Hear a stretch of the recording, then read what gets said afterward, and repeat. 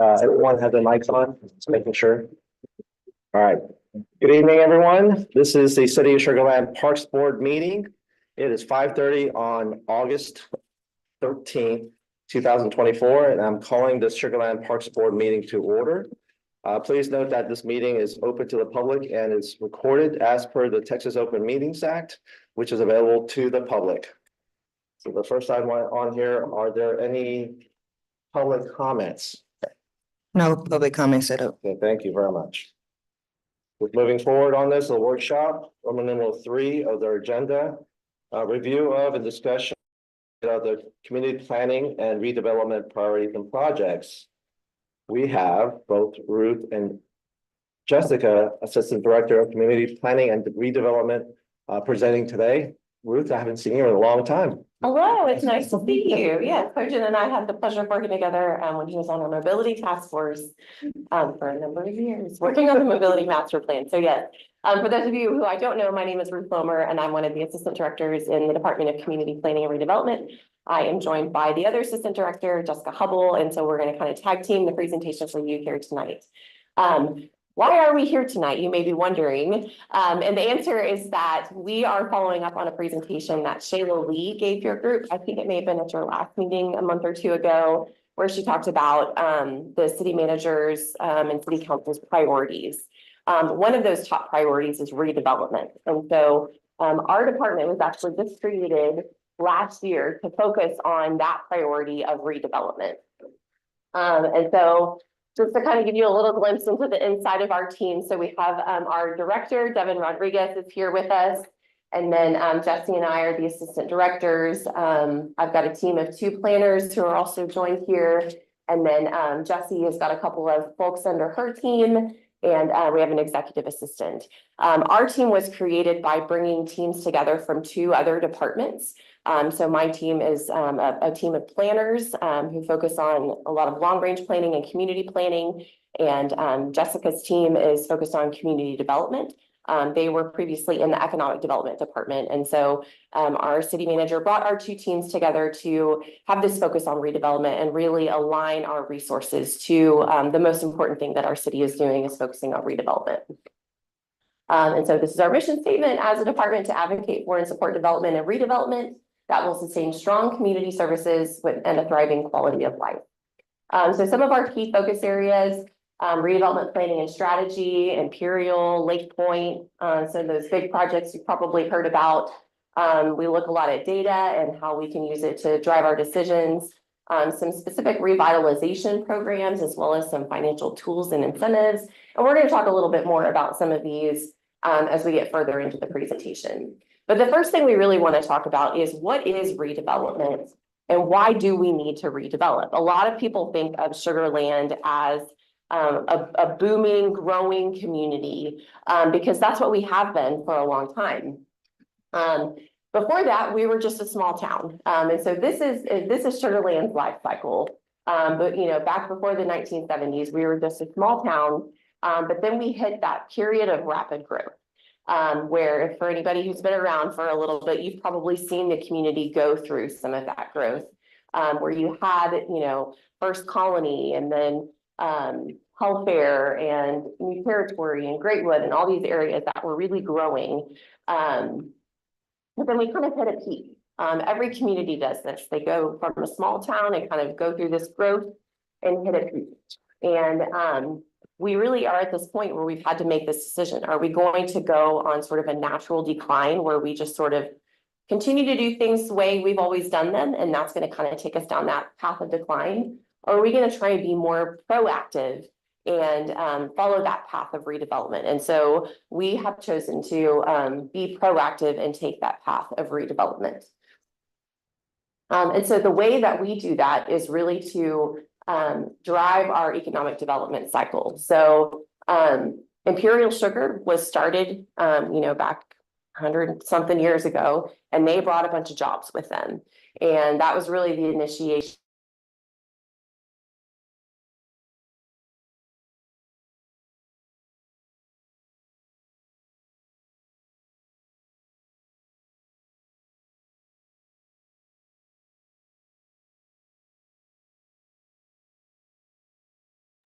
Okay. That created demand for housing, so that's why they built the housing here in Sugar Land, right? And then that also creates then a demand for retail, for services, which then, if you know anything about Sugar Land, you know that there was a general store and they created the schools and those things that kind of come along with the community. And from that, you are able to then provide investment into public services. So once we became an actual city, then that becomes property taxes, sales tax, hot tax, right? And then that can then be funneled into the quality of life, like the things that you guys manage or that you kind of monitor through your board, parks and culture and things like that.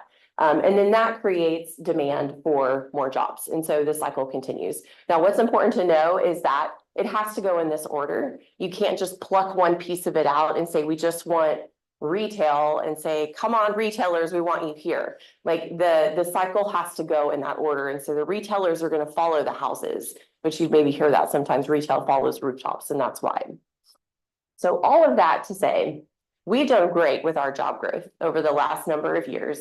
In this particular 5-year period, we increased our job growth by about 14%. But within that same time frame, we only increased our population by about 2%. What we are also seeing is that we have a lot of jobs here in Sugar Land. We have people that come in from the surrounding communities and come here to work. That's what this little green arrow represents. We also have a lot of people who live here in Sugar Land and leave to work, but not so many people that live and work here in Sugar Land. And that's partially because we've increased the jobs, but we haven't increased the housing to go with that. Why haven't we increased the housing? Well, we don't really have a place to put it. We only have 4% of our land left that is undeveloped. 4%, that's it. Those green spots that you see up on the map, that's basically what's left that is undeveloped land. And so I know for me, I've been around Sugar Land a long time. I've seen a lot of these areas actually develop.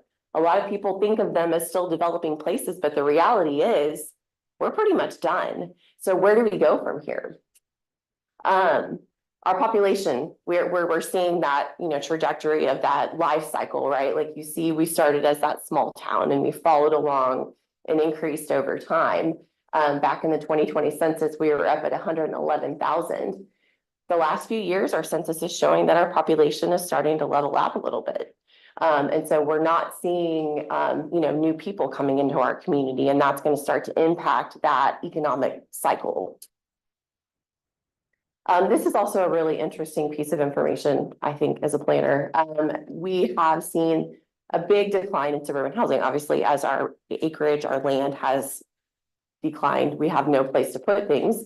So back in 2008, we were up in the 500 number of dwelling units of new suburban housing units.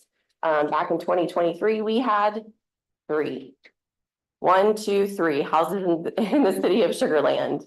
That's where we are as a community. We do have a couple of pieces of land out there that we're expecting to see some new homes be built on.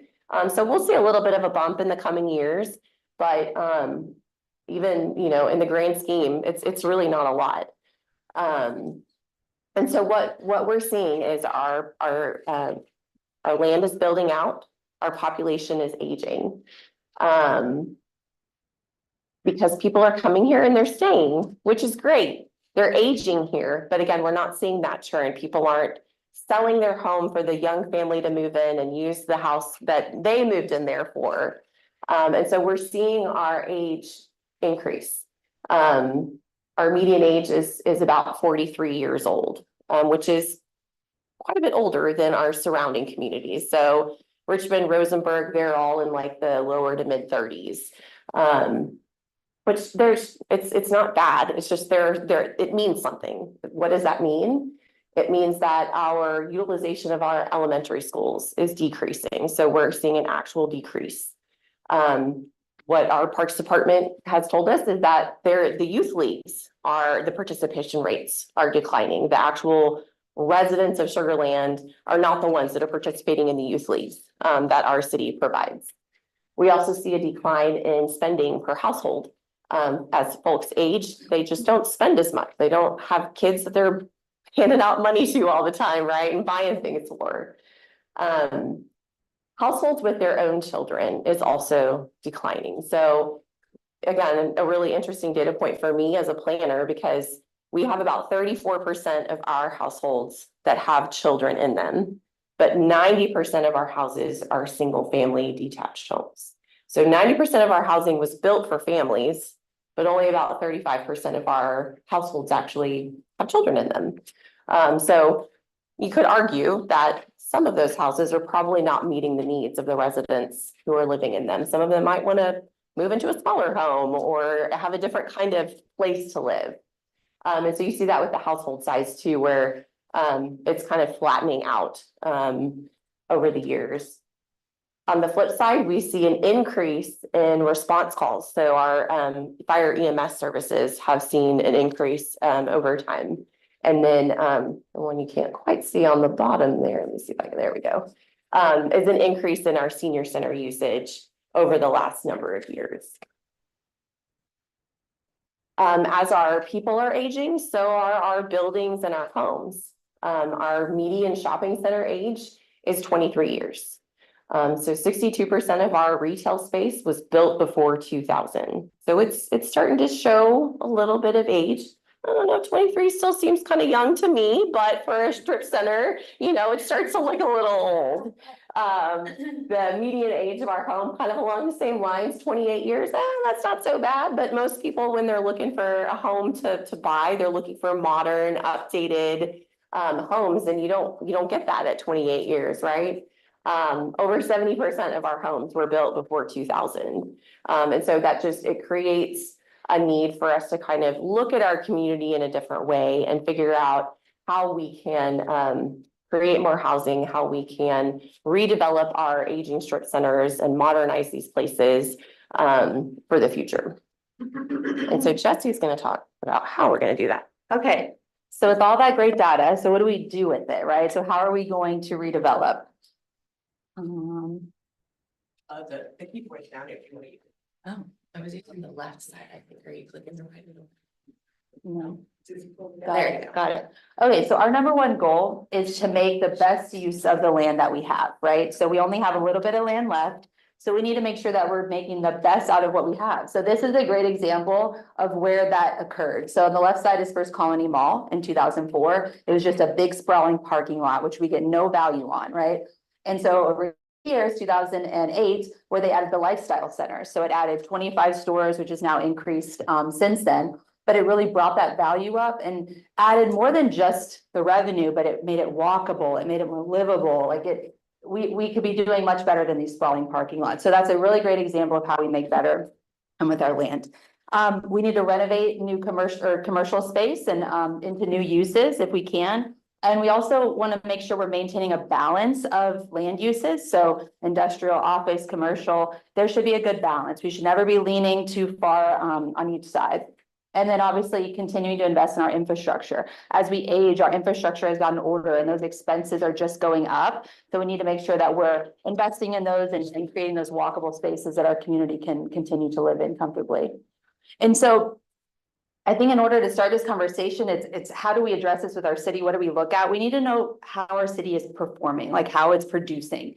And so earlier this year, we commissioned with Urban 3, and they're a firm that specializes in looking at tax value and revenues and comparing it per acre. So they look at your value per acre to see how your city is performing. And so this data is it's used for us to make the best decision with the land that we have. So we're not talking about applying this across citywide, right? Our city's developed, but there are certain areas where we have opportunities, and this helps us to make those better decisions.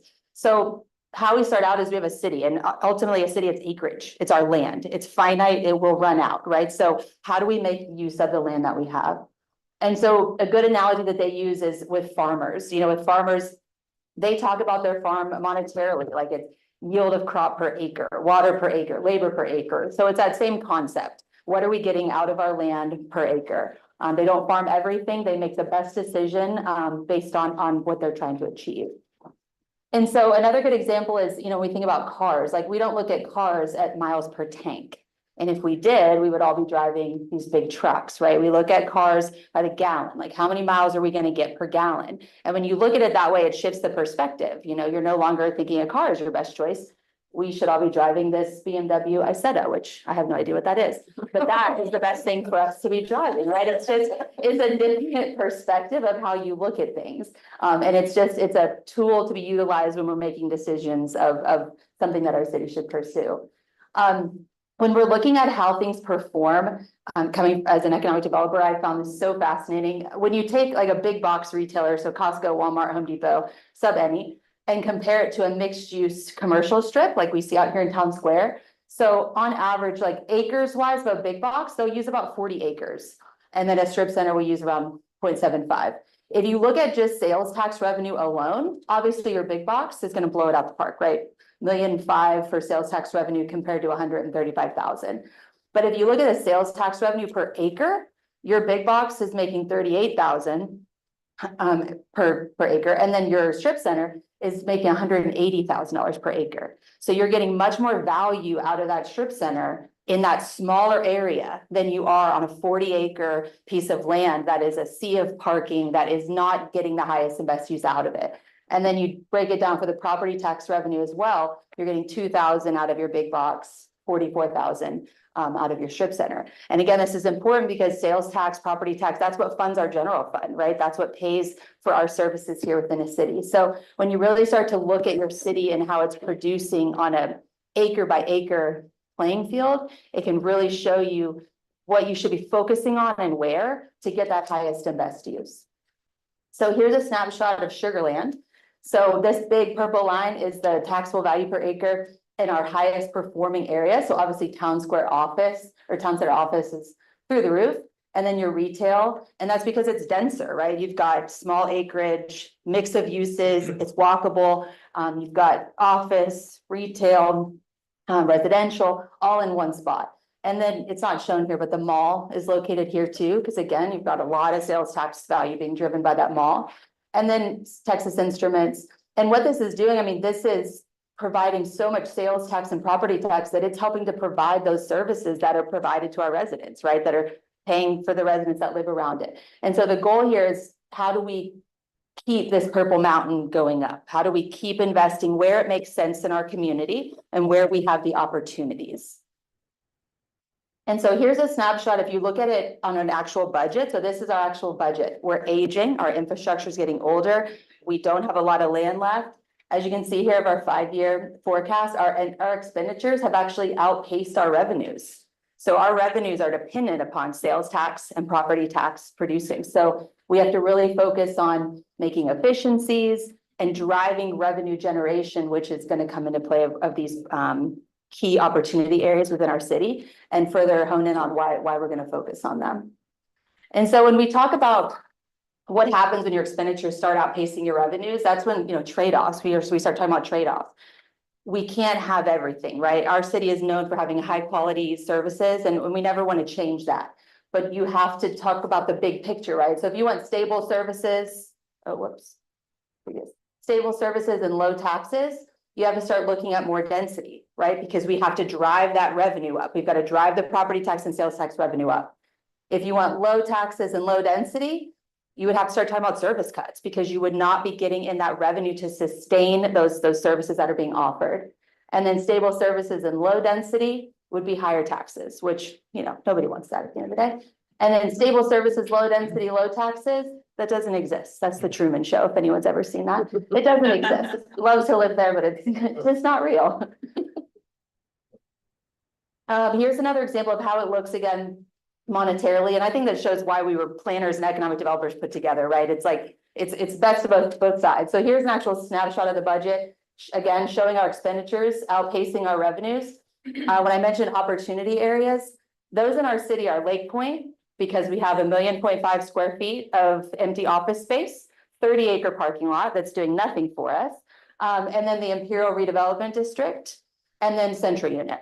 So with Urban 3, we had them take those sites, calculate them out for highest and best use. And so just off 2% of our land, you're generating 10 million in value.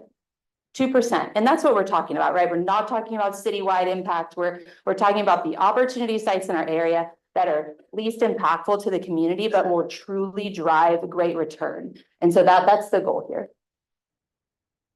And then you'll see here, it right sizes it. If you add that 10 million over to your revenues, you get your budget back looking to where it should be and hopefully continuing that trend. And so some other major projects and focus areas that we are working on, again, Imperial Historic District is a high priority project for council and leadership. There's a project webpage that you can follow. It has updates at all times on there of our latest and greatest. So that is something that we actively work on. Lake Point Redevelopment District, again, this parking lot, so much could be done here. It's just one of the best opportunities, surrounded by water. Great amenities could be added. So again, another high priority site for us. And then on the planning side, what you'll likely see coming up is, for those of you familiar, we have a land use plan that looks at the city as a whole and has called out certain areas where development or opportunity is available. But we want to focus on small area plans. A lot of our city, as you know, is master planned. So if we do some small area plans, we can actually take an area like Imperial, for example, and engage with the community and actually bring them into that visioning, because they moved into the vision, right? They weren't a part of that vision. So how do we bring the community into these discussions and really continue to build out those areas to what our community wants to see? And like I said, we'd be focusing on these areas that were called out in the land use plan that can accommodate the growth. And then ideally, it's an extension of the comprehensive plan, focusing on mobility, park space, like those added benefits that can be added to our city. For those of you who may not know, we have Great Homes, which is a residential reinvestment program. We're completing out year 2 now. We actually extended it to allow for some Hurricane Beryl relief opportunities. But we've seen a really great return here. We reimburse either 10% or 25% based on the age of your home. This is one of my favorites. This is a house in Mayfield, and she never had a driveway, you know? And so this project or this program allowed her to do that. It enabled her to be able to get the driveway she's wanted. And so that we've seen some really amazing changes happen with this program. Over 145 exterior home projects have been completed, which is about 2.3 million worth of improvement. And that's the goal on our side, is where can we incentivize, but the private side is coming to the table too, right? Because the city can't fund everything. So what can we do to incentivize and bring the others to the table? And then just to share some success stories, you know, redevelopment and reinvestment, we always joke, it's a slow burn. We're never going to stop having to do it. It's going to take a lot of time, and it happens all the time. And so we wanted to share some success stories that you may not have even realized, because they happen every day right in front of us. And it's hard to notice sometimes. So Town Square is a great one. This site is almost 25 years old now.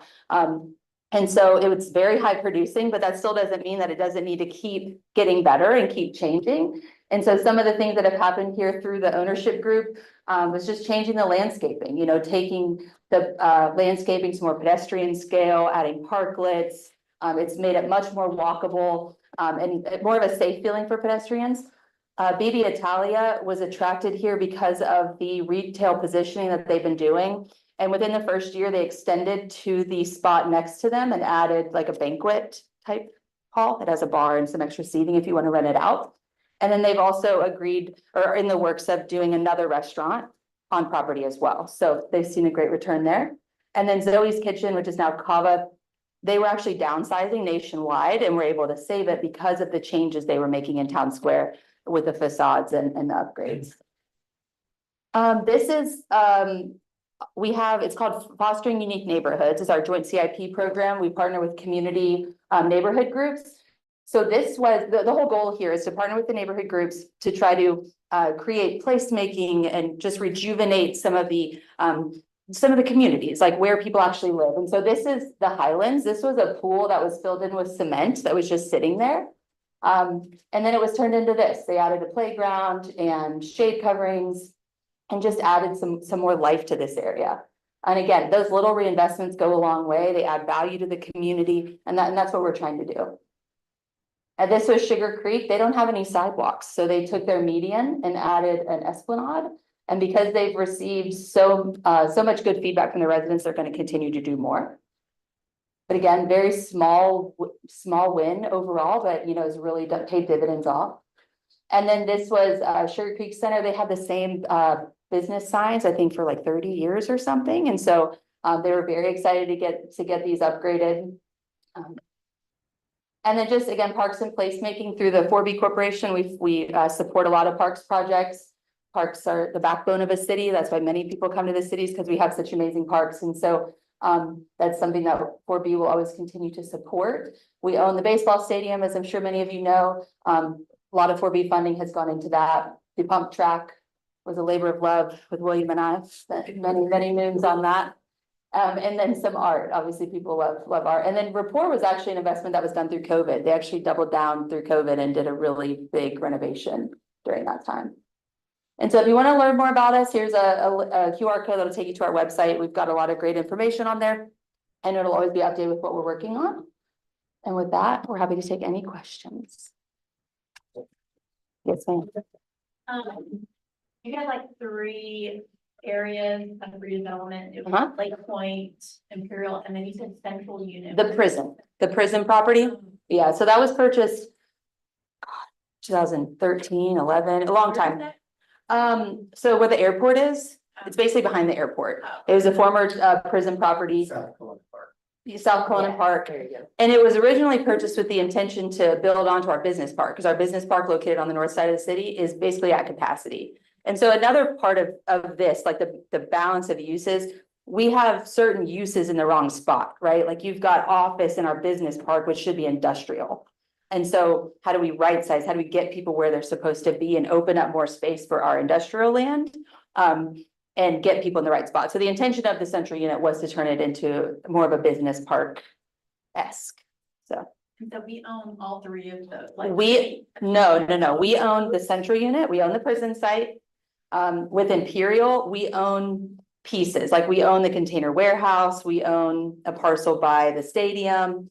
But we have a TERS, like a tax increment reinvestment zone. So there's certain money that goes back to it. We're just heavily weaved into how it all works. And it's our namesake, right? It's our number one priority to figure out how we can bring that building, specifically the Char House, back to life and have our community be able to enjoy it. And so we own little pieces there. And then Lake Point, we don't own any of Lake Point. But it is the prime redevelopment opportunity because it's a 1.5 million square foot office building that's empty and it's old. It's outdated. And so the likelihood of anybody moving into that space, it's not going to happen. And to renovate it, it would be very, very costly. So the likelihood is that it would be scraped. But again, it's an amazing opportunity. It's 60 plus acres, right, in total? The whole site. Floor side's like 52. Yeah, so it's a big opportunity for us. So we'll work with the property owner on that. So previously, Ruth and I worked together. I don't want to put you on the spot, Ruth. No, that's fine. But we actually worked together during the mobility task force. That kind of interweaves on what we were talking about regards to the having a denser area for businesses and tax purposes. Of course, in turn, that's where our mobility task force came in of 23 members. It was actually extended because of COVID, but nonetheless, we worked through it for 3 years plus and got it passed. But the whole point was to see where we can actually make this the city more walkable, more accessible, which in turn the higher density of units where people can walk around, and which in turn have more businesses and tax base. If you want to talk a little bit more about that. Yeah, so I mean, that was really based on the update to the land use plan that Jessica mentioned, where we had identified those activity centers. And so then the mobility master plan built on that to say, okay, if we're going to have these areas that are going to be mixed use and denser, how are we going to get people to them without having to get in their cars and then, get around in the area. And so the mobility master plan was the end result, and it did identify a transformative mobility network where we can kind of focus our resources to improve mobility in the city. I think here, not just in Sugar Land, in Houston area, in Texas, we think about increasing mobility as adding lanes of traffic. But the reality is that doesn't solve the problem. You may have noticed, but usually, I might say always, when a lane gets added, it's great for a while. And then it just fills up again, because all it does is allow for more people to get on that, on that road. And so our goal has been to really think differently about mobility in Sugar Land and provide ways for people to get around that doesn't require that they get in a car. That's not to say anybody's coming to take anybody's cars, or that we're going to require anybody to get any way around, any other way, but just providing that option. And so, enhancing our trail system so that people can get from their neighborhood to, the nearby grocery store or pharmacy, or, whatever those kind of local services are. And then where we do have hopefully some future maybe residential built where it's all commercial, then that's an opportunity for people to get around by walking or biking or whatever, to get to their services too. Yeah, we even talked about alternate ways to, for pedestrians to get around, whether it be additional buses, rail. We're just kind of throwing ideas out in terms of how we act as though other cities are. For instance, the East Coast, there's a lot of walkability. Granted, weather's a bit different, but there's still opportunities down here during our winter times. Our winters are mild compared to theirs. So it's a switch. So I think it's still doable. It's a matter of how we could actually make it happen. And that's what the mobility task force was put together. I hope that, I think they're working on it now, but having input from the public was important part of that process. For sure. I hope with all that labor we put to it, the staff was tremendously working hard on it. I hope it comes out to a good plan. I think, it'll be modified, I guess, as time goes on, but it's a good start. Yeah, and I'm sorry. No, I was just gonna say, that's a long-term plan, that's a 10-20 year document. So, little by little, projects are being reviewed, adopted, or implemented. But not gonna be something that's gonna happen overnight for sure. Well, I think we're trying to kind of tie all those plans together too, right? So we did Sugar Land 101, and we took them on a tour of the city, because when you look at the city differently in a redevelopment lens of how could things be used differently, or where could this have maybe been done better, whether it was public or private land, whatever it is, I think you see things differently. Like the shops at Williams Trace, for example, where like the old Randall's was, there's a beautiful trail system that walks you right up to it, past Mesquite Park. You could walk from houses easily to that shopping center, and the trailhead ends with a pole in your face.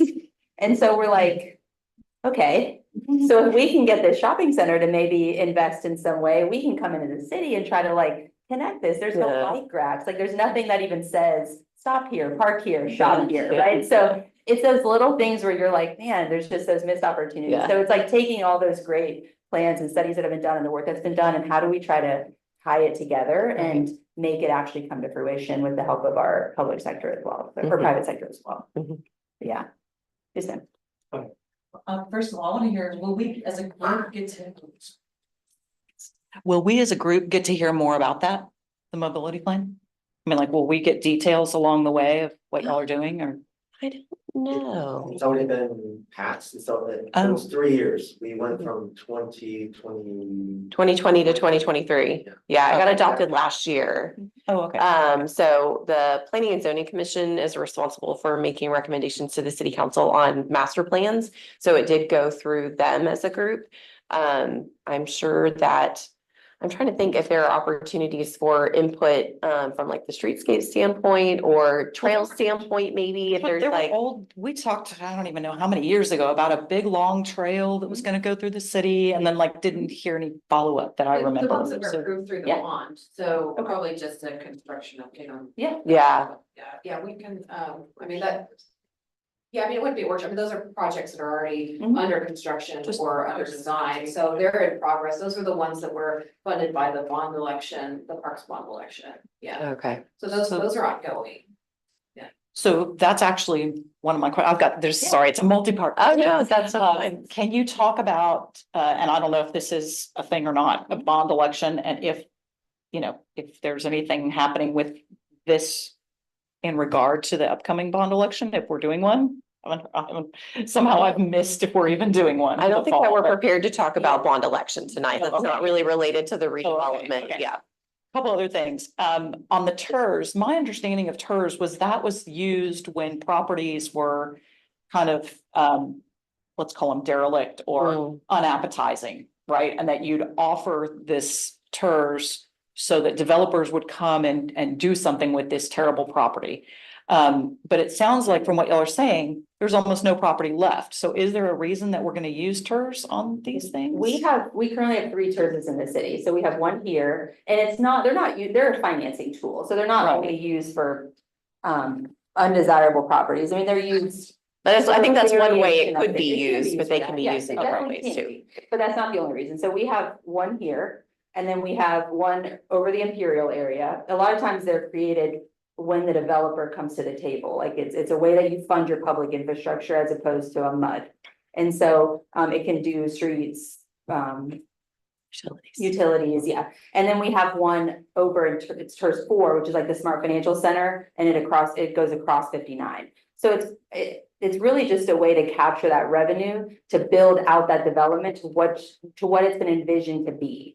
So it's typically going to be higher density, parking garages, structures, parks improvements. It's just a financing tool that's important for the developer to be able to make happen without coming out of like the general fund per se and affecting the taxpayers around it. It just pulls from that specific area.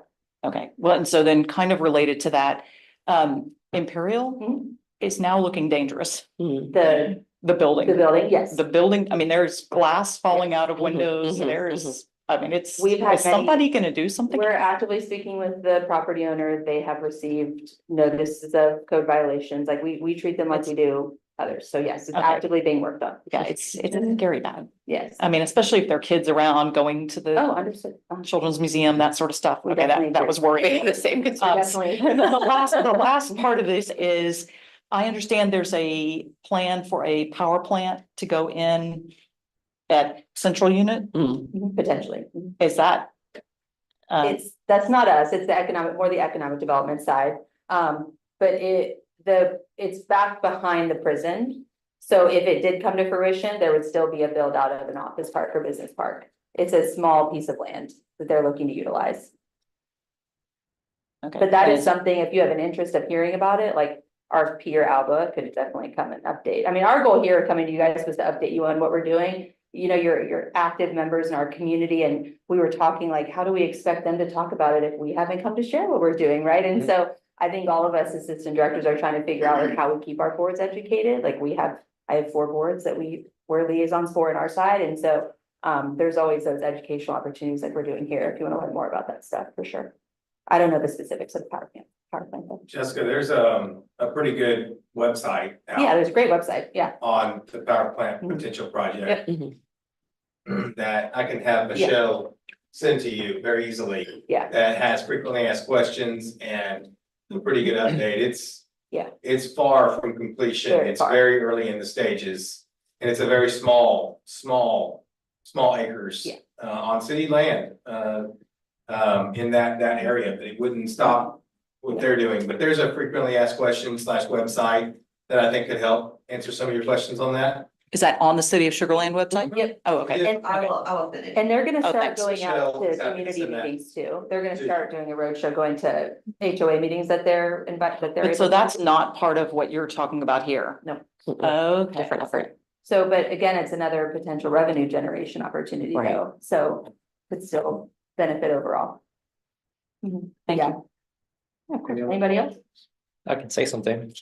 Oh, so I did have a little sneak peek at that from the, was that? State of the city, Yeah. because they mentioned a little bit of the numbers about 4%, the Yeah. land and everything. So I was like, just like. Trying to count how many little places, but that was. Yeah. I'm glad to be able to see more detail, because Yeah, you know, great. kind of get the high level real Broad quick, brush. and then guys Yeah. filled it and colored it a little better. Well, and there's Yeah. like so much that we could stand up here and Yeah. talk to you guys Yeah. about. I don't wanna bore you too much, but I mean, it's a long process. I mean, it's ongoing at this Yeah. point, right? And so at the end of the day, you know, it's just, any opportunity that comes, the question is gonna be, is this the highest and best use? Is this the best thing for our community? What does it look like? Every land use decision is a financial decision. And so it's up to council and our boards to figure out if that's a decision they want to make. And we want to be able to educate them and provide that full story. So when a decision is made, you know what you're committing to, right? Yeah, If you build something, it's built. Yeah, and something is like, you guys know this already, like people who go to the city, basically they want to go. People who go to the city, people who live in the city, they want destination places, Yeah, right? they do. So they want areas of like, hey, where do I want to go for brunch? Hey, where can I take my kids for something? Or hey, where can I go for a venue for my wedding or my, big birthday event and stuff like that. But some of the very successful places, they're very simple. And areas that are like old warehouses, but they reposition it, revamp it. I don't know if you're familiar with MKT Heights. Oh, yeah. Yeah, so that's a very, very popular, and as a, architect wise and a photographer, I'll bring my clients over there. Yeah, yeah. And we'll go there for, meetings and stuff like that, or go there for pictures, and then afterwards, everyone just hangs out for brunch or weekend runs and stuff like that. Plus, they're old warehouses and just rebranded themselves like Mercantile too. So it's just like, there's so many opportunities for that here. Yes, And it's hard to kind of pick where we can do it. And then you have to make sure you make those, we call them node areas. So everyone hits that spot, but then you can join to another one. Yeah. Right. Easy walk, easy connection. So it's not like you're separate, you're an isolated island. So you have to go to another one so far away. Yeah. So we look at it, we kind of master plan everything out. Say these are the players that can work. Who wants to jump in there? Yeah, and that was kind of the point of the land use plan, right? It pulled out certain areas that made sense, like Town Square, First Colony Mall, like it's all right here, but how do we make it connect better? Like, how do we make it more walkable and people actually not drive from Town Square to the mall, but actually walk from Town Square to the mall? I've done that, So actually, I think. a lot of people do. No, I think I parked in the garage way down there. And I had to come here for a meeting. I had to go back over there. Yeah. And I was like just sweating. And it's behavior changes, right? I mean, it's like when we did our tour, we walked them across the street and they were like, this is brutal. We're like, oh my God. I just stopped for a cookie. I just stopped for a cookie and ice cream. Invited back next year. We don't want to go with them. But no. No, but I looked at that just for fun. I was looking through and I did have some mental ways of pulling things and kind of crossing each other, but it's a lot of money to spend back in, and you have to look at how to exit and take out trash and where's the back way and stuff like that. For sure. So, yeah, so. For sure. Yeah. One more quick question on the Imperial. Yes. What is going on with the big flat concrete space directly across from the Char House? So that's privately owned. There's no site plans or anything submitted at this time, but it's B1.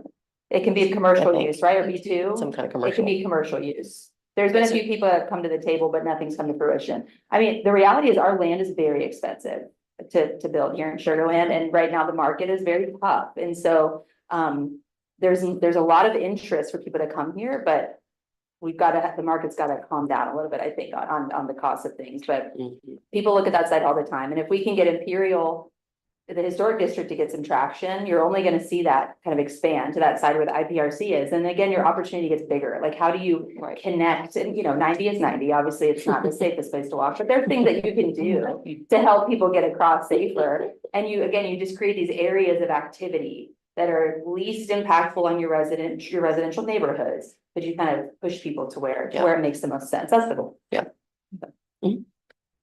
I was really interested in the development cycle that you showed at the beginning of the presentation, and it sounded like we have an excess of jobs here in Sugar Land, but then the next phase in that cycle with housing and housing shortage. So are some of those key areas that you're looking at, maybe Lake Point or something, are you soliciting developers to potentially consider apartments or condos, like multifamily kind of dwelling? Yeah, for any mixed use development, there has to be residential, and it doesn't always have to be multifamily, but duplexes, quadplexes, just different forms of housing. We have over 94% single family homes here because we're a master plan community. That's how we were meant to be built. But to Ruth's point earlier, you have an aging population that doesn't want to leave, nor do we want them to leave, but they have nowhere to go. The apartments that we do have are at capacity at all times, and the senior living that we have is at capacity. So we can't have the churn if we have nowhere for people to go, because we don't want them to leave, but we need them to go into a smaller unit for their size family to open it up for families trying to come in, and that's the hurdle that we have. And then our top industries, are the hospitals, school district, that are looking for those smaller homes, maybe not as expensive, and we don't help them. So we're gonna lose them to Richmond, Rosenberg. When you lose somebody, you're losing property tax, you're losing sales tax, you're losing, all of the things. And so we can't be everything for everybody, but there is a definite hole in the housing variety that we have to try to right size the best way that we can. Yep. And again, it's not just apartments, it's the variety that we need. Thank you. But yeah, no mixed use or dense area will happen without residential, because that's what brings the retail. And that's what we're doing with all the other amenities. Any final comments or questions? Thank you so much. Thank y'all. Jessica, Thank you. Ruth, appreciate your presentation. Thank you. Reach out to us, you're always welcome. Thank you so much. 4018. Your jackets. So the next item we have on the agenda is a review of and discussion of fiscal year 2024 Parks and Recreation projects. Utilizing Sugarland 4B Corporation funds. Family Parks Development Manager of Parks and Recreation will be presenting tonight.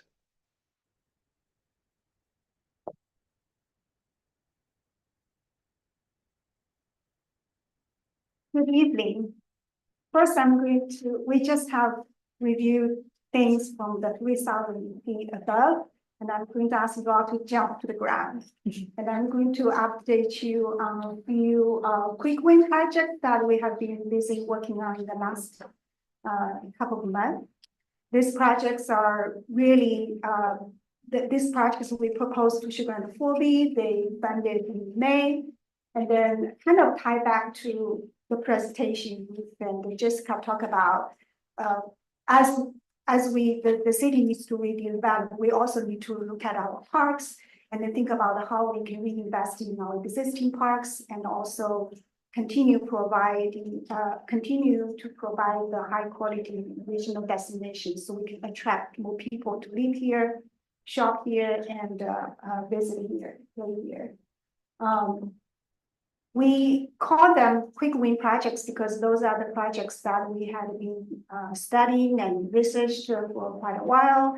We just didn't have funding, and then the Sugarland 4B and Jessica and her group, they had the fund opportunity to be able to fund some of the projects. So we kind of quickly identified a few, and those projects are, since we have done research, we know we have a good amount of information in order to complete them within 9 to 12 months.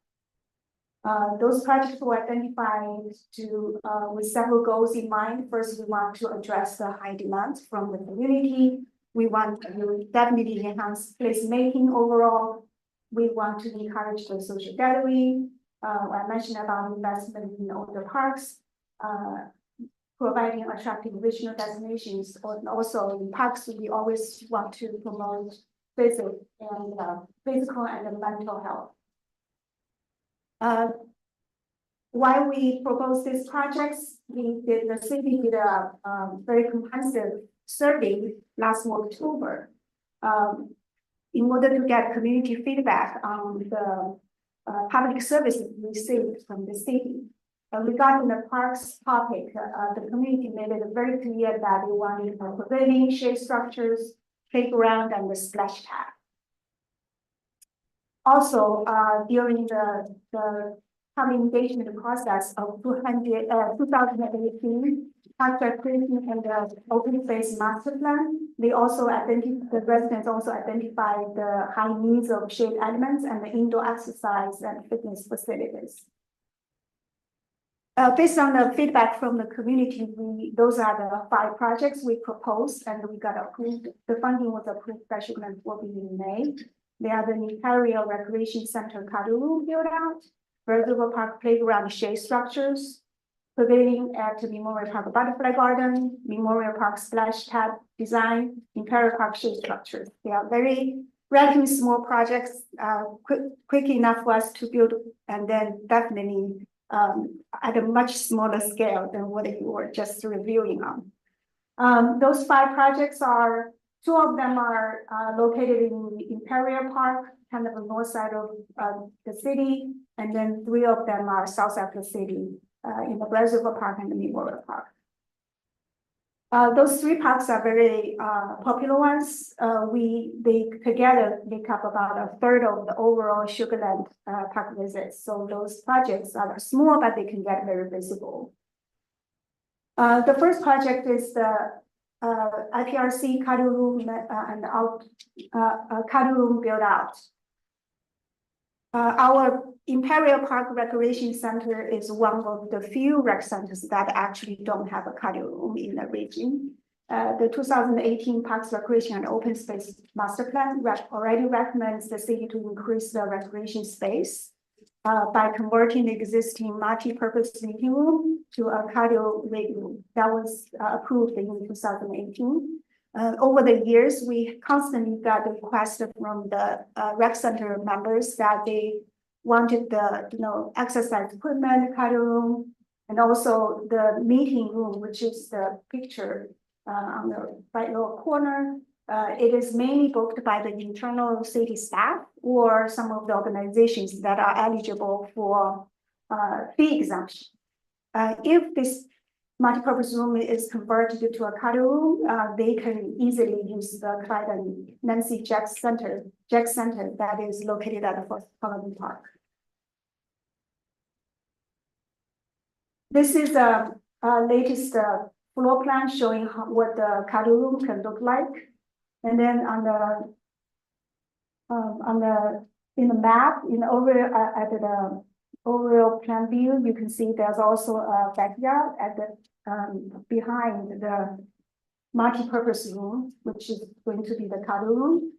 And then that space has been historically underutilized because it's relatively remote, and also it's less visible from the general public area.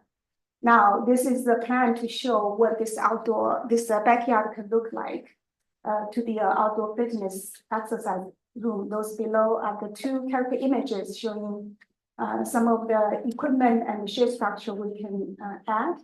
And then the space can be utilized for individual exercise or group training. Our engineering and recreation staff are working very hard on this project. This is a snapshot of the main components of the project and also a general timeline. Next, Brazos River Park has been getting more and more popular over the last 10 years. In 2014, we built the Spine Road and the parking lots. In 2015, we added the restroom. 2016, we added the trees and the landscaping irrigation. And after that, we added the connector road and the trail connecting the Memorial Park and the Brazos River Park.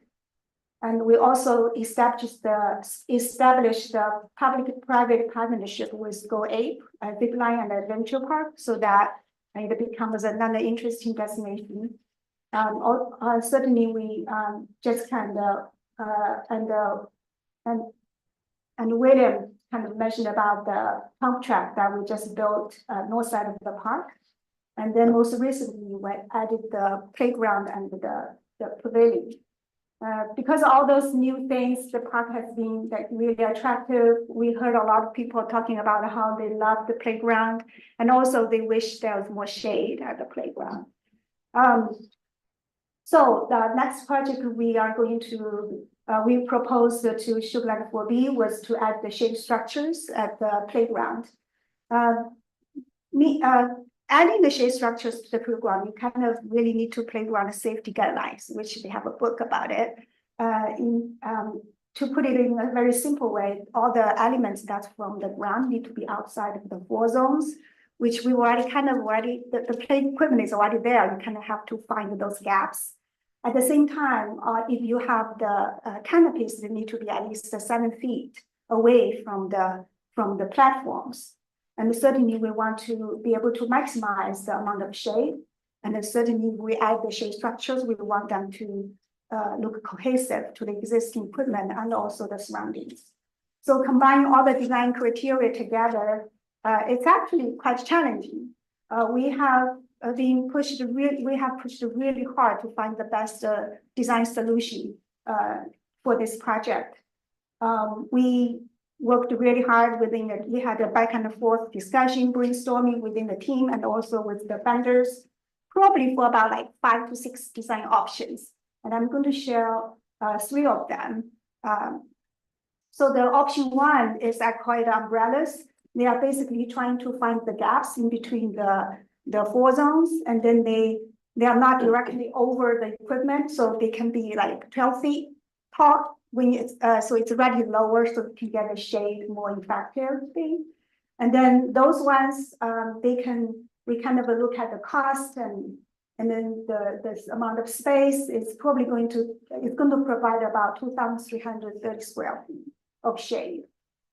And then the option 2 is a 3-point sail option. This is a series triangular canopies that have different heights, and then they were connected by with the columns. This option can provide about 2,673 square feet of shade, and then it looks very interesting and then complement the play equipment. And then the third option is a combination between 3-point sail and 4-point sail. 4-point sail is able to, in general, provide more shade, and it's a little bit more cost effective. Kind of starting back and forth, this option is able to provide a lot more shade, which is 3,876 feet. And also we are able to balance the shade between the south, the west and the east a little bit better. The only equipment that you don't see the shade cover because it's about a 3-story It's a 3-story play equipment, so you really don't need to cover, and itself already have some kind of canopy in it. So we continue working on the design. The third option is a little bit over budget, but we're trying to see if we can find some extra saving from the other 2 shade projects because they are 1 CIP project. So if we can save a little bit more, we can probably afford the third option. We aim to finalize the design in August, and then hopefully to get the city council approval in September and October. We expect the project to be completed next spring. Moving to Memorial Park, it has always been a very popular park for the residents. And we, especially with the lake and the trail around it, we kind of run a Placer.ai about 210 visits per day just along that trail.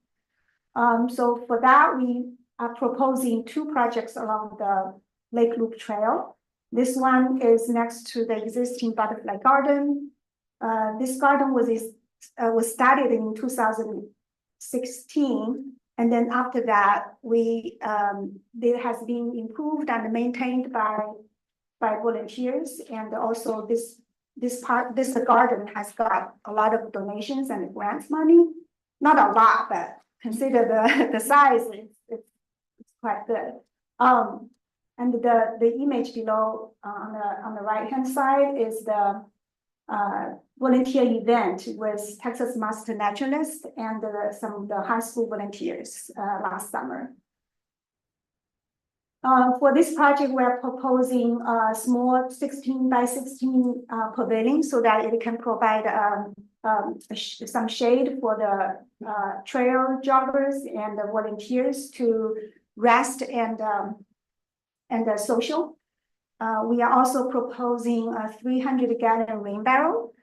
This is actually funded by Public Works Water Conservation Division. And then we're going to have 2 picnic tables. William also talked to our civic arts group so that they are going to have a local artist to wrap the rain barrel and make it an art project. And certainly the Public Works is going to also fund an integrative sign on rainwater harvesting for education purposes.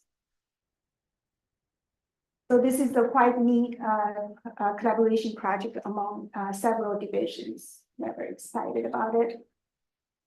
This is the latest site plan elevation and the ring barrel we picked. We hope to get the contract signed in this month, and also we hope to complete the project next January. The other project is a splash pad kind of on the east side of the Lake Loop Trail. We have got a lot of requests about having more splash pads in the community. We're proposing a small splash pad next to the existing playground at the Memorial Park. This is going to be walking distance to the restroom and close to the parking lot.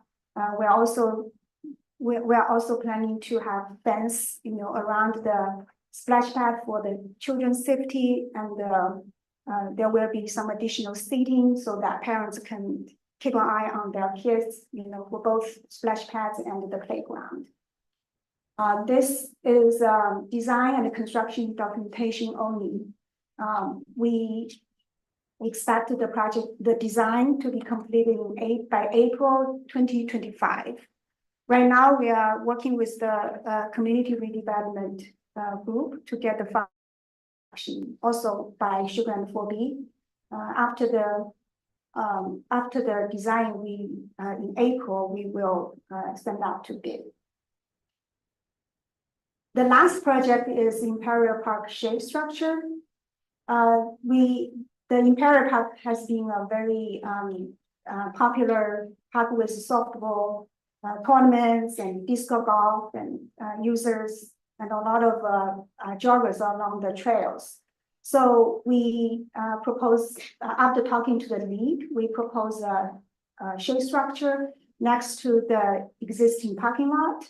And then they will be utilized by different users, including the players, families, joggers, and disc golf players. The project will have 30 by 30 shade structure with 3 picnic tables. The picture on the lower side is a side photo. This pavilion will be located between the tree canopies and the existing concrete trail. For this project, we also have kind of studied a few different options of the site plan. And then the one I'm showing on the right side is the proposed one. Basically, it acts as a little focal point when people come to the intersection of the 2 trails. And it's located outside of the drip line of the adjacent trees. And also it will be very easy to make sure that we keep the original drainage pattern. The engineering department has helped with the site survey. They are working on the construction documentation of the concrete slab. And then we expect the project to be completed by next January as well. With that, that's a quick update of those 5 quick win projects. They are very small, but we think they will really add true amenities to the community within a very short time. And we have been working very hard to get it to the finish line. With that, I finish my update and then questions. So in the park, the Memorial Park area, there's just small structures. I think they're water structures with a little bit of shade for runners. You know what I'm talking about? I forget what y'all called it. There's one put in by the where the kite festival is. What is that? There's a structure in the Memorial Park area. I think it's in Memorial Park. Small structure where the kite festival is. We typically hold, or at least not the kite, but the 4th of July. At the Crown Festival. That's Crown Crown, maybe that's Crown Festival. There was a temporary water line that was put there to water some grass. Are you talking about? No, this is an actual small straight structure with water. Maybe I'm talking about a different park area, but the name of it. So, I was wondering if there's gonna be multiples of this structure. so there's a couple of art benches along the road. There's no water though. They're just shade. There's another structure. There's a water fountain at the Crown Festival site. Yeah. Where's the water coming from? We Like the talked top about or doing the- a cooling hub possibly. Maybe the at some of cooling our hub. parks. Yeah, that's it, cooling hub. Sugarland 4B did not vote for the cooling hubs. Okay, They thought they were too expensive. okay, Sugarland 4B wanted more information on them. No one has installed them yet, so we didn't have a lot of information to give them. We were wanting to be like one of the first trailblazing for what it was. They thought it was a lot of money. They okay, did not vote. They did not vote and give us funding for the two cooling hubs at Eldridge Park and at the Brazos River Park. okay. They did approve these five. These Four construction, one design. The splash pad is design only with hopes that Sugarland 4B will fund the construction of approximately $500,000. Okay, Approximately. maybe I'm thinking of the shade. The splash pad costs around $500,000 for a small to medium splash pad that includes shade, concrete, drainage, and elements. What about the cooling? The cooling hubs were around plus or minus $250,000 each Oh, for wow, what it was. Sugarland 4B did not want us to move forward with those two. okay, because it wasn't cost effective, I guess. And then they're, from what I recall, they wanted more information, but overall, multiple members said for what it was, they didn't want to fund it. Okay, But they were very supportive of these five projects and very excited about a splash pad. okay, because. We couldn't give them a lot of information on the splash pad because we haven't designed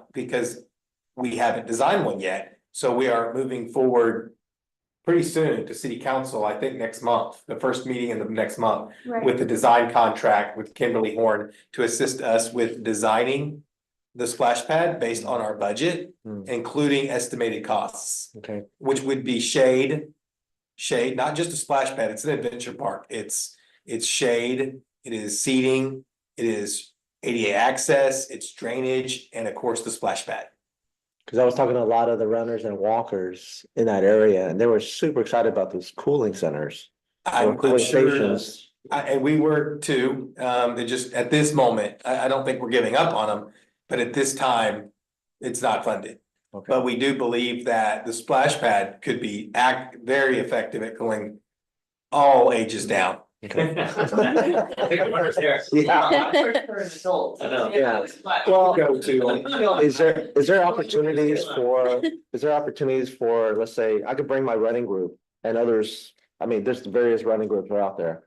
To the 4B meetings to talk about?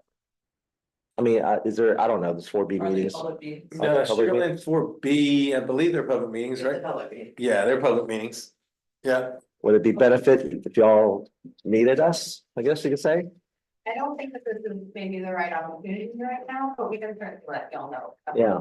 Yeah, absolutely. If y'all need us to come by and talk anytime, let just us because know. they're not on the agenda, they're not on the future agenda Okay, that we're aware of, and I Okay. believe topics have to be talked about on agenda items. is that right? Yeah, but you know, what we are gonna be talking to Sugarland 4B very soon about is them voting for the splash pad, the construction of the splash pad. Obviously, they're in favor of the splash pad because they did allow $85,000 in funding Yeah, for design, and our design contract with Kimberly Horn is $85,000. So we're gonna maximize them and their consultation and their landscaping abilities and really hone in on a really effective splash pad.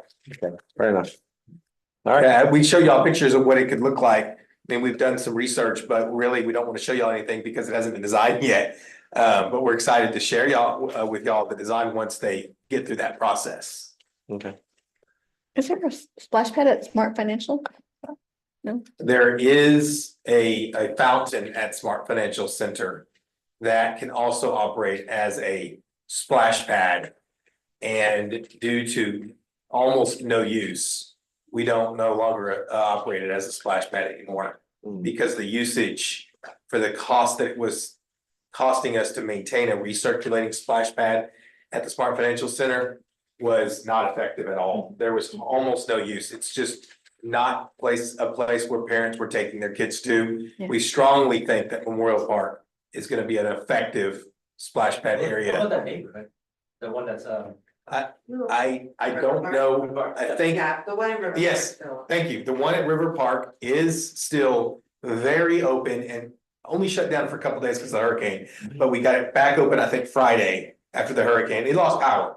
And we have it open. It's still in operation. Yes, parking is a little tight. No, there's no restroom, but we do believe that the one at Memorial Park is gonna solve a lot of those problems and actually encourage more people to come over to Memorial Park instead of the very crowded River Park. But the River Park one is still very much in operation. Did it once. Yep. The River Park one is still open and ready to use. Yeah, it's good. Yeah. Yeah, Questions? I love that you're adding the rainwater harvest system at the pavilion. I was just curious, is there a way to capture rainwater off of a canopy structure as well? Oh, yes, I missed that little detail, I was trying to go faster, so that, railing has rain gutter. Mhm. We're going to lead half of the rain water from the gutter and through a pipe and go. You can see it right there a little bit, but Yeah. the thing is covering. So So you can go back and you can show. I saw the drawing. Yes. I mean, I saw the intention on the drawing, but. So, yeah, there's gutter. Hmm. At the Yes. edge of the pavilion, so the half of the water, we cannot do the whole, but half of the water from the roof is going to go through the heaven. And that's a metal roof, right, Funland? I think she was asking about if a fabric roof could also have a gutter. The fabric one cannot collect water. Yeah. It just, a lot of the water, some of the water will sheet flow off of it, but most of the water just comes through. Yeah, that makes It's sense. mostly for shade. I was purposes. thinking of the difference between this structure at Brazos River and our Memorial Park versus the other one that you had planned. Yeah. Yeah, okay. And then my other question was about the Imperial Park outdoor exercise area. There was a line item for artificial turf in that area. I'm assuming that's because of maintenance and probably the equipment, but is there another reason to use artificial turf rather than sod grass or things like that? Well, in this area, we think the artificial turf will require minimum maintenance. Right now, even there's nothing on it.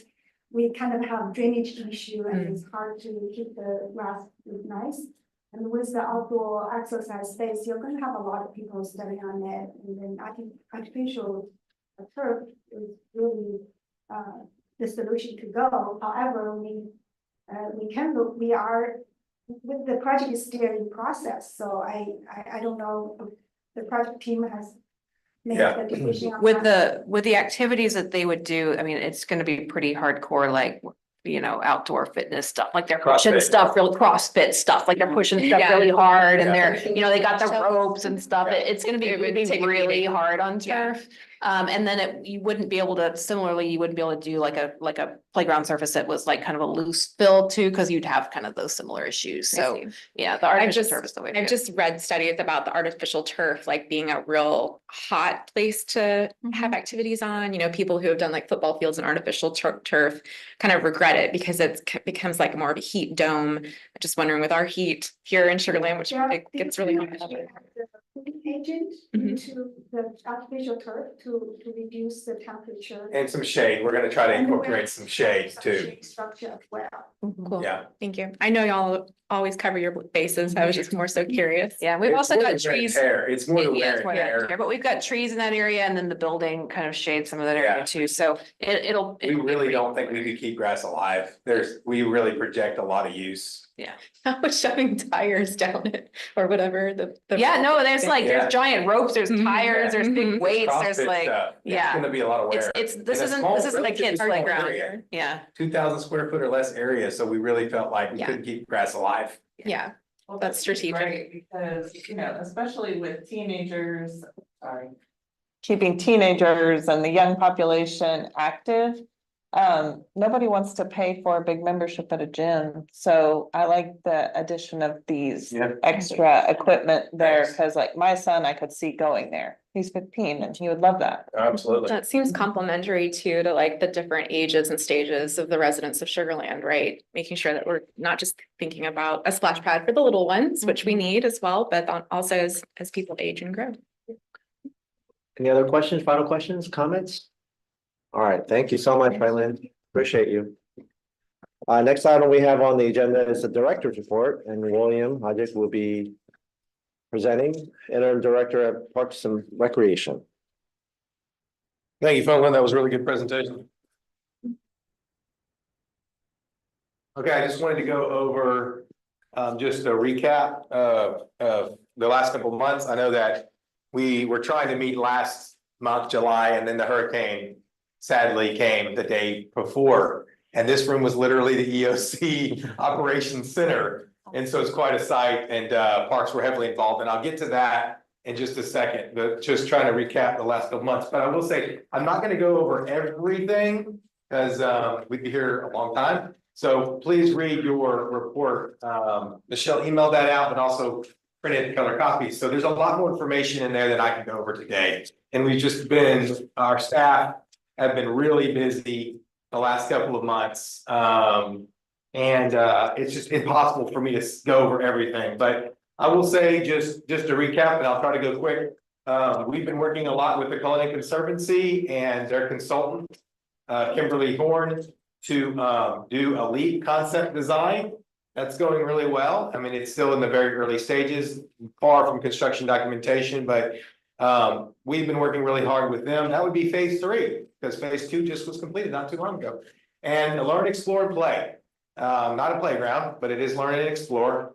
And we're excited to work with them on the preliminary design on that, and we focus down on what that could look like so they can use the renderings to raise more funding. Fonlin and Caitlin have been working really hard with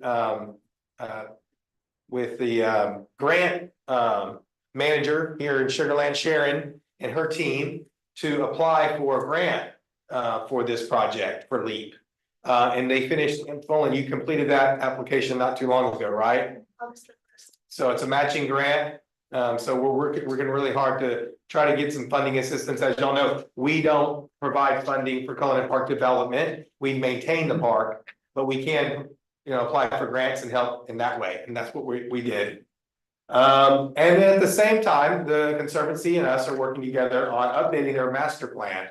I believe the last update was done 7 or 8 years ago. And so that's being done by Kimberly Horn and kind of incorporating the LEAP ideas, but also kind of envisioning what the whole park is. That's not done. We're in kind of the preliminary stages and reviewing, not the preliminary stages, but we're in the still kind of refinement stages and still kind of reviewing what that could look like. And so we can have some vision of what that park could be.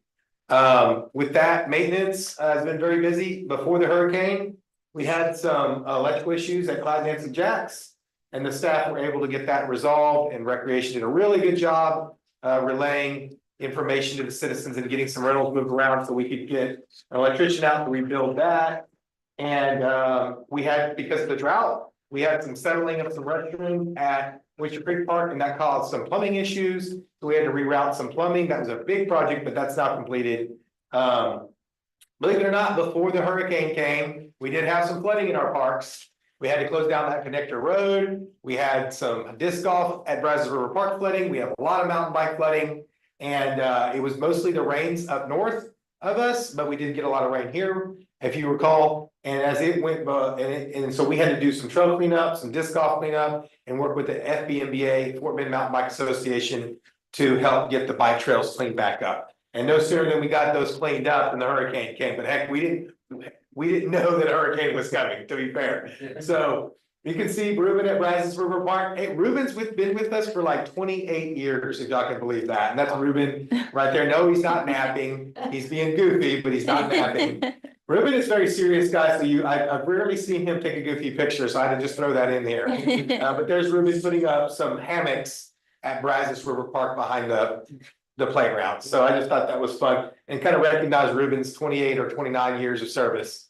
And so farmers market, the staff jumped in and helped Kimberly and her staff did a wonderful job building a stage so we could further get the band off the ground and kind of have a more proper appearance for the band over there at the farmers market. So the guys are just really ready to jump in, kind of do whatever's needed, including lighting repair and whatever they need to do. The T. Harmon Center hosted their 2nd annual crawfish boil over there at T. Harmon Senior Center. I think there was over 100 participants. So that was really fun. Me and Rick Ramirez from City Hall attended. And a lot of fun on that. They went to the George Bush Library. I believe there's 25 of them went to the George Bush Library for a a tour of the George Bush Library, kind of a field trip. They went to go see the Lion King as well.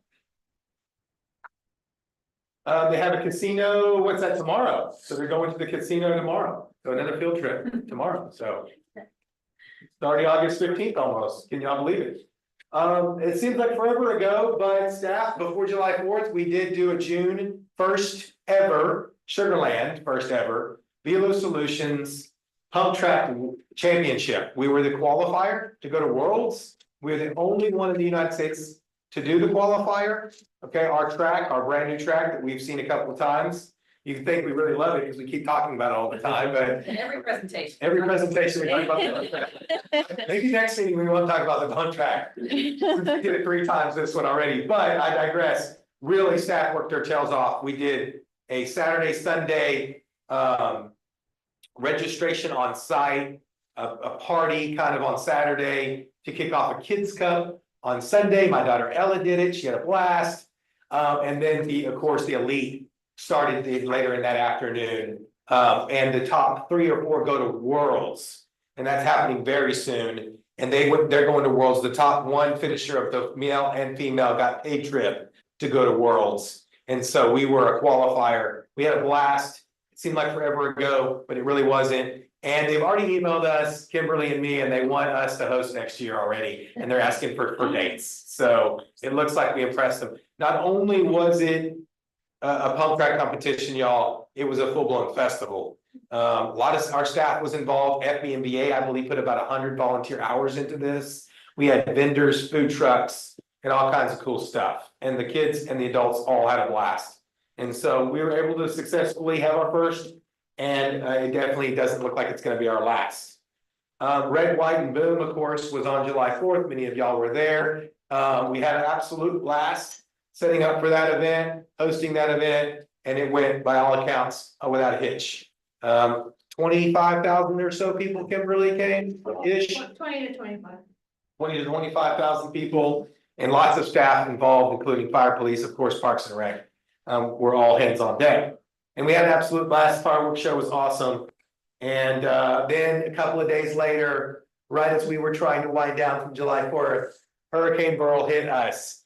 And so there's a recap in your report, but I mean, we did everything from some pop-up cooling events. We were shelter division. So Kimberly and Michelle helped get employees to shelter here if they couldn't go home or didn't have power at their house. We worked 12-hour shifts.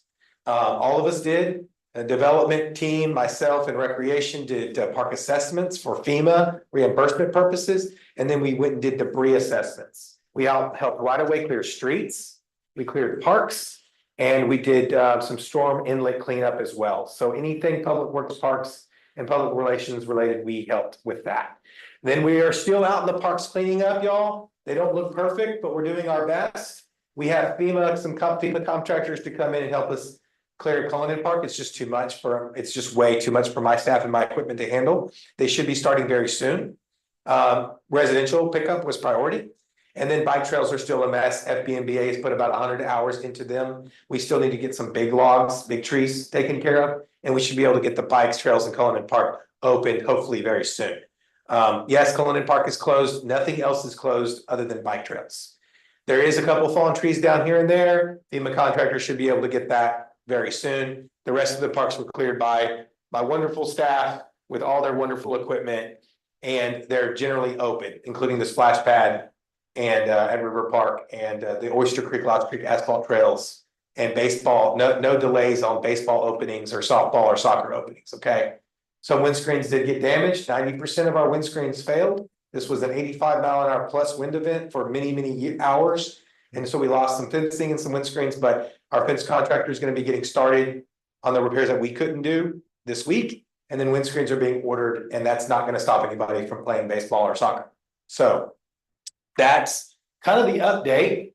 And with that, I'll go if y'all have any questions on me and Kimberly are happy to answer. So you said that Cullinan Park is, Yes, I know it's And I was wondering about that because I drive Yes, sir. by and asking, I mean, kind of wondering when it's gonna open up. So you're waiting for FEMA to help clean up the trees. That's what That- you're waiting on. That's correct. Okay. There was so much damage there. We did go in and document the damages. Okay. We realized that there was way too much for my staff to handle. There's a lot of leaners and hangers that we just simply couldn't get. And so FEMA didn't have it in their, the FEMA contractors were focused on residential pickup. Me and Jorge have been in extensive talks with solid waste to understand where parks are in priority and how we can get these trails done. The contractor ultimately said there's no line item for the trails, so we had to do an addendum. That addendum is being looked at by legal right now. And then we can get that clear and residential can make some progress. We expect to get some contractors in Cullinan Park hopefully early next week. And hopefully they won't take too long in Cullinan Park. And we've been keeping the Cullinan Park Conservancy updated. Michelle's been keeping social media updated and website updated. But long story short, there was some addendum issues and then there was some FEMA reimbursement clarifications that we needed to do. And there were some priorities with residential being the priority. But hopefully very soon. And then that also goes to the bike trails as well. So that addendum would cover Cullinan Park walking trails and it would cover the bike trails. And that's about the only thing that we have left. There's some big piles at the parks. You probably noticed them. The contractor is well aware. I think he's just waiting on his vehicles to get in that area and then grab them, but they're not anybody's way. They're not anybody's way at all. So what we have left in parks is we have a couple of roofing issues that we need to get a contractor to repair. We've gotten some quotes. We just need to get it through purchasing. We have gotten the fence contractor a contract. Best Fence should be starting this week. And then we have windscreens, bats, ordering those. We're going to see if insurance will reimburse us for that. So we're kind of navigating that. And then most of everything else we repaired in-house with my wonderful staff, Thank you. hardworking staff. That's very tired. Yes, Kelly. This is probably, I mean, with all of that y'all been doing, this feels like it's really remote. But is there any update on the proposed senior center bond elections thing? Like, is that still, like, we haven't had an update in a long I can time. run an update. So that, Sorry, yes. So that one is not one that is being included in any current future bond election. Oh, okay, yeah. So are we still? We're still working proceeding with the project. But it's not, it won't be in the, whatever this next bond election is. So we'll get an update on the project eventually, or? Yeah, we haven't, we put it on pause while we were undergoing sort of some of those discussions, and some other things that were going on. So once we've been putting it on pause until, well, we haven't even restarted it again. So once we restart it, we'll be prepared to come and give an update. Yeah, thank you. Just for clarification, for everyone and for myself, you're talking about the cemetery area with all the expansion of the future senior centers, correct? Yeah, so as you recall, when we met the last time, we were kind of looking at kind of where things would be located, and the cemetery, kind of around that, in that 65 acres was the site that we looked at that might be the best fit. I can't remember if we've updated you on some of we're discussing things with the airport right now, and we're doing this study with the airport to kind of see how the airport impacts that 65 acres and some of those things. We just got the study results back. The draft study results back last week, and so we have a meeting that we're scheduling with that consultant. So we're not ready to report out on any of that yet, but we'll definitely update y'all. When we Thank you meet for again. that. Yeah, Thank you. Mhm. Any other comments or questions? Joan? Come on, Randy. No, Randy, at least we have something going on. Come on. Yeah. All right, well, thank y'all so much. Thank you so much. Y'all doing a great job and appreciate all that information. Thank you.